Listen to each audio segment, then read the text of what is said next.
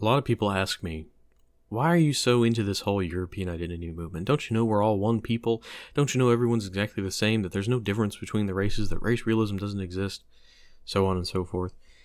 And I have to tell them, it's not something I read in a book.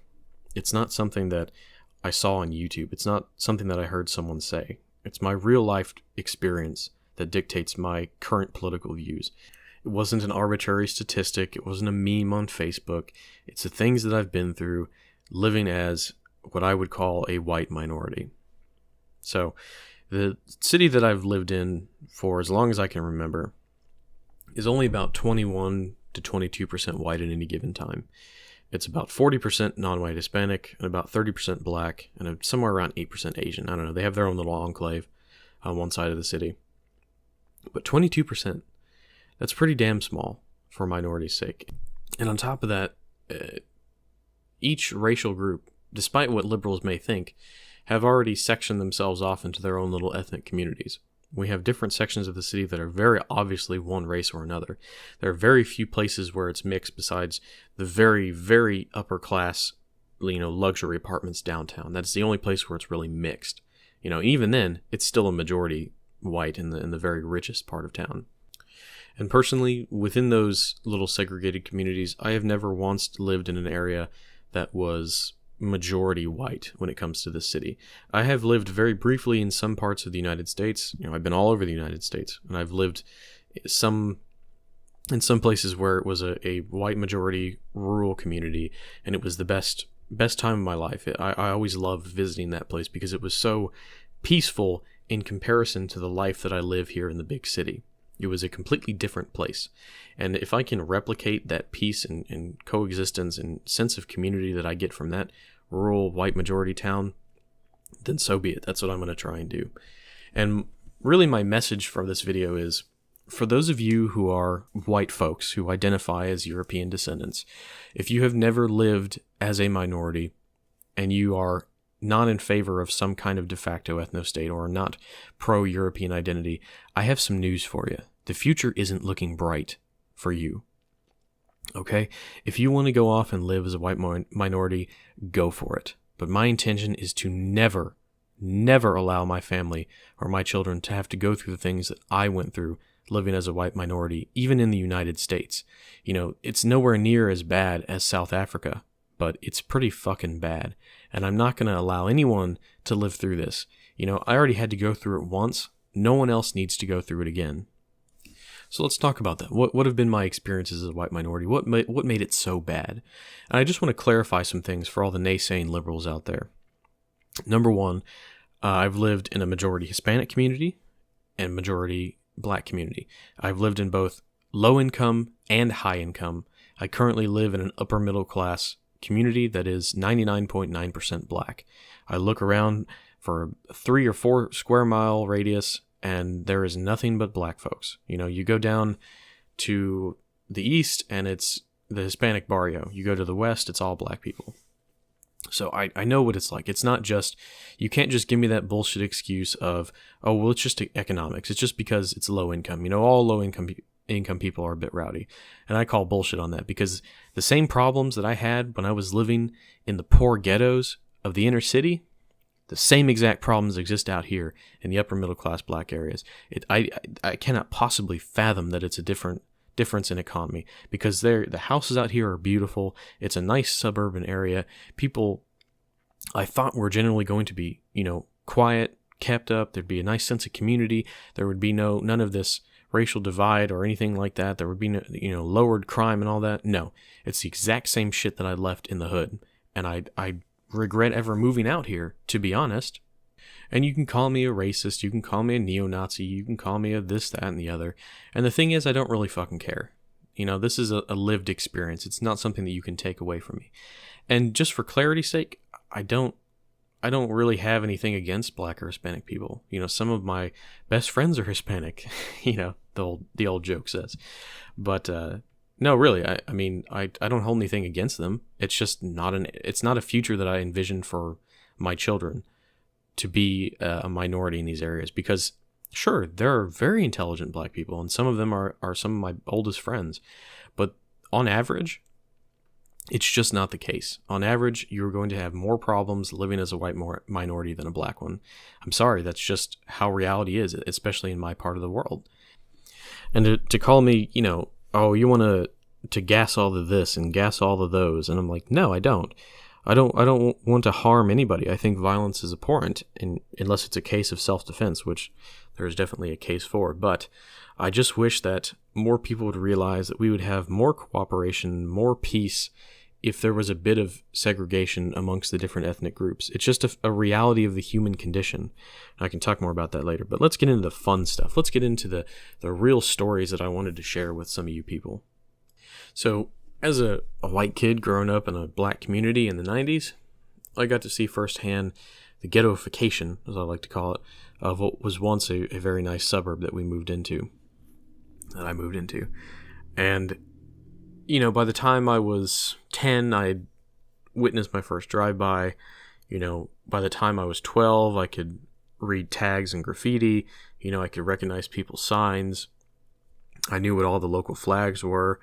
I knew who was fighting who, I knew what a gunshot sounded like. Of course, raised on values of gun ownership and America First and all these types of things, coming from a slightly conservative family. But I knew all these things that some people don't ever have to learn. I realized from a very young age that if you go outside and you're going to the store, you're going walking down the street, riding your bike, stay armed. Keep something on you. If they catch you lacking, you're going to get caught and you're going to have a bad fucking time. That's just how it is.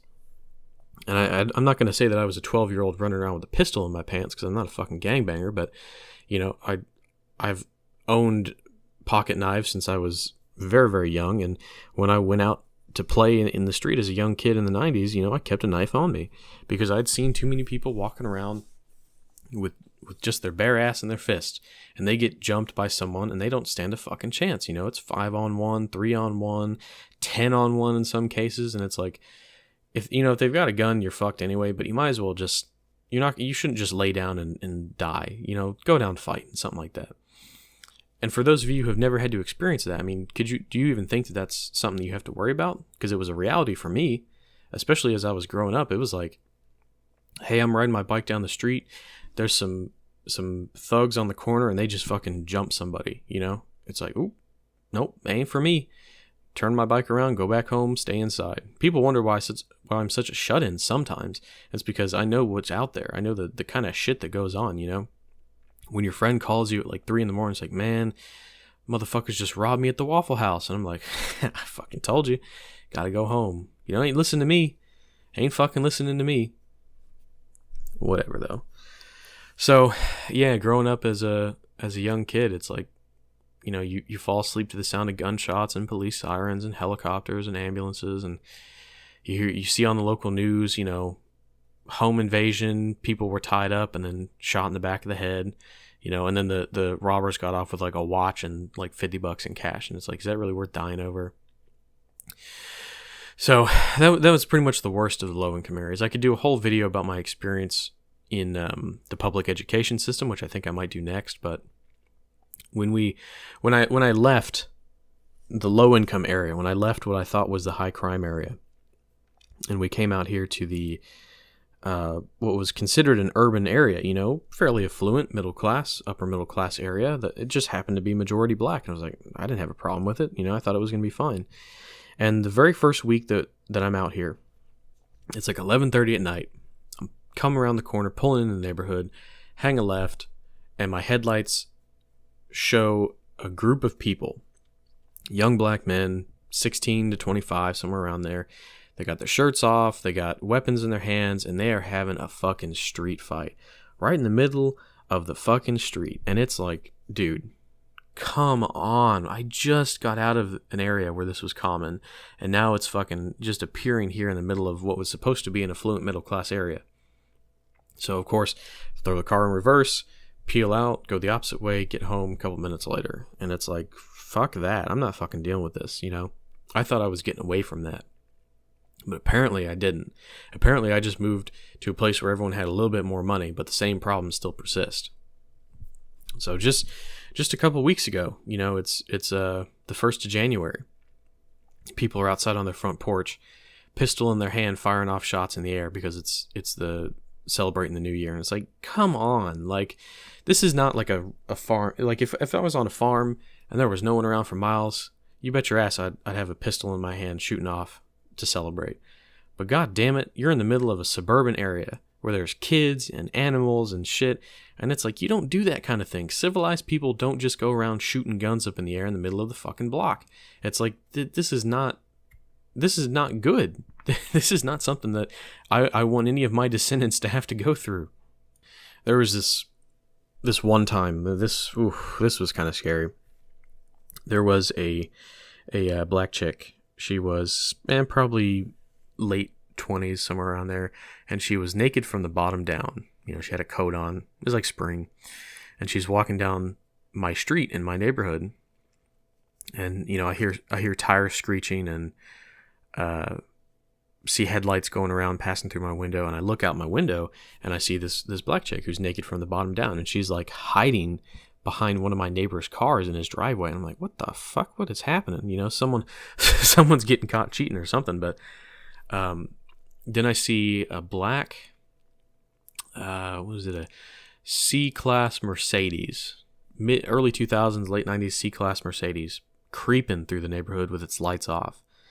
And of course, as someone who was raised in the ghetto, I know exactly this means either someone's about to die or they're scouting a place out looking for someone to rob. So I watch the C-Class Mercedes creeping through the neighborhood.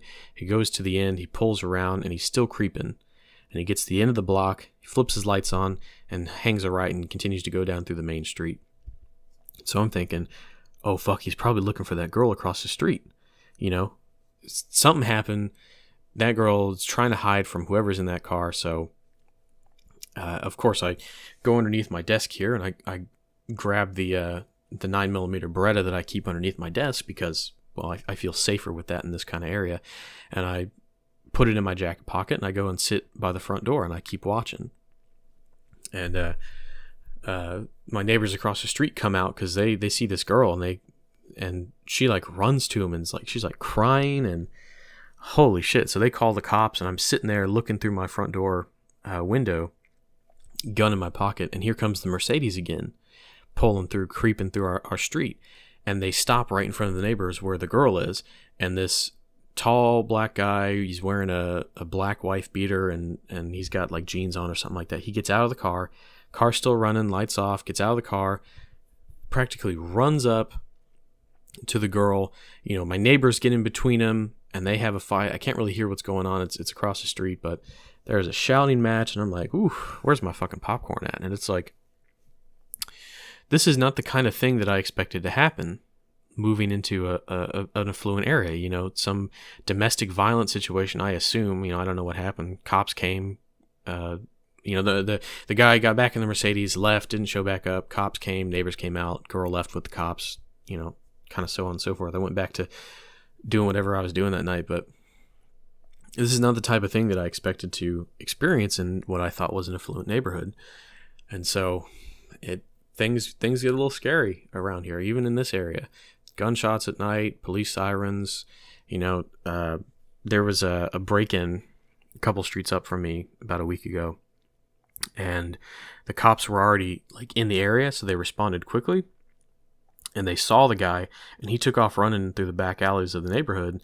And they were, the cops pulled onto my neighborhood eventually, one of the constables, and I see them go down to the end of the street. They hop out, they're sprinting around a corner, got their flashlights out because it's nighttime, and they're running through people's yards, and then they start running through mine. I'm like, oh, fucking cops, get out of my backyard.